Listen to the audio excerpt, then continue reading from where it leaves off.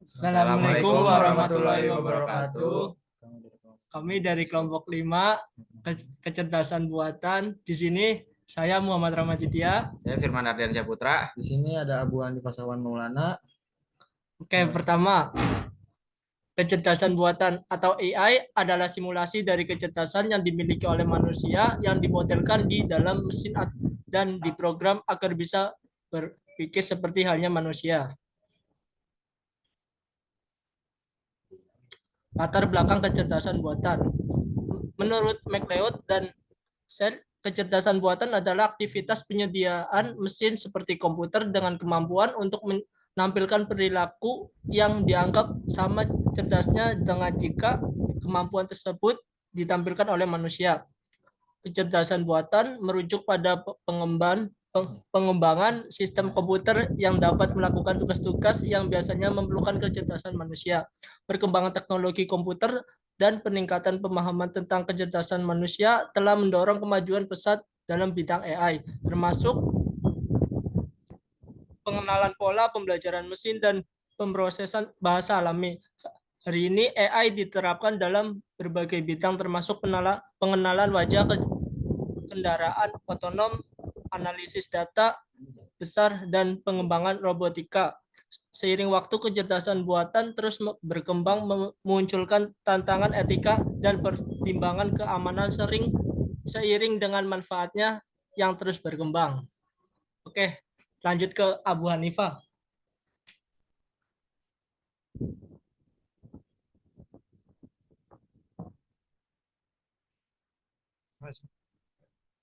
Di sini saya akan menjelaskan tentang perkembangan kecerdasan buatan dari tahun ke tahun. Perkembangan kecerdasan buatan AI telah mengalami pertumbuhan yang signifikan dari tahun ke tahun. Berikut adalah beberapa perkembangan utama dalam bidang kecerdasan buatan selama beberapa tahun terakhir.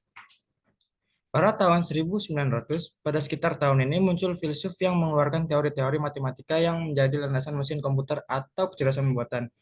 Beberapa filsuf tersebut adalah George Boole, Alfred North, Whitehead, dan yang terakhir Bertrand Russell. George Boole adalah seorang matematikawan yang menemukan aljabar Boolean. Ilmu ini menjelaskan operasi logika dengan aljabar. Ini bisa dibuktikan nilai kebenaran true atau false yang dipresentasikan dengan digit binary 0 dan 1. Sama seperti bahasa yang digunakan mesin komputer saat ini, semua data yang disimpan diolah dan disajikan oleh mesin komputer berbentuk angka atau bit. Sementara itu, Alfred North dan Bertrand Russell mengeluarkan sebuah makarya yang sangat penting bagi perkembangan kecerdasan buatan, yaitu prinsip matematika atau disebut juga PM. Dan tiba juga pada tahun 1930. Pada era 1930-an, muncullah Alan Turing, Claude Shannon, dan John von Neumann.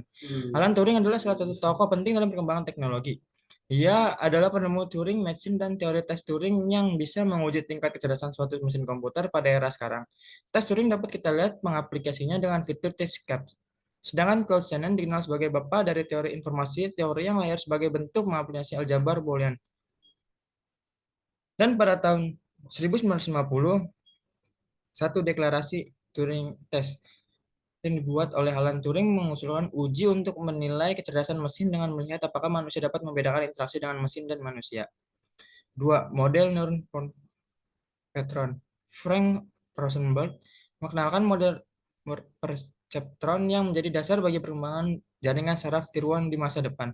Dan yang ketiga, simulasi kecerdasan manusia. Marvin Minsky dan John McCarthy berkolaborasi untuk mengembangkan program komputer pertama yang bersifat heuristik dan mampu menyelesaikan masalah yang memerlukan kecerdasan manusia. Yang terakhir, 4. Konsep pembelajaran mesin. Arthur Samuel memperkenalkan konsep pembelajaran mesin di mana komputer dalam meningkatkan kinerja dari waktu ke waktu melalui pengalaman. Meskipun konsep-konsep ini belum mencapai tingkat kecanggihan seperti yang kita lihat sekarang, mereka membentuk landasan yang penting bagi perkembangan lebih lanjut dalam kecerdasan buatan.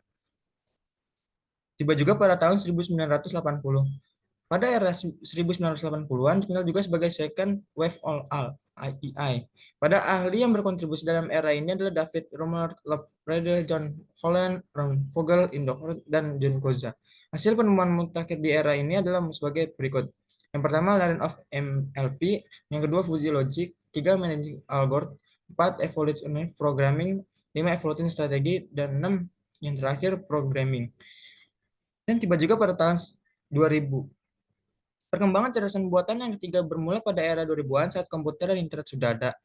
Adapun produk-produk perkembangan meliputi penemuan World Wide Web atau WWW oleh Tim Berners-Lee pada 1989, Internet of Things of Kelvin Einstein pada 1999, sistem cloud yang dimulai dari 1950 dan terus berkembang hingga 1990-an. Munculnya istilah Big Data oleh John R. Massey pada 1998 dan Deep Learning oleh Gavin Hinton pada 2006.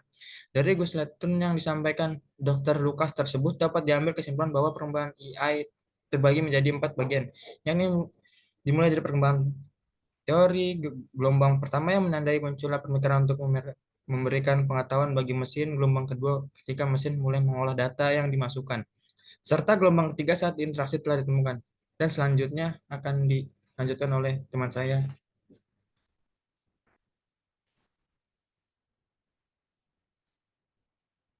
Di sini ada contoh penerapan kecerdasan buatan.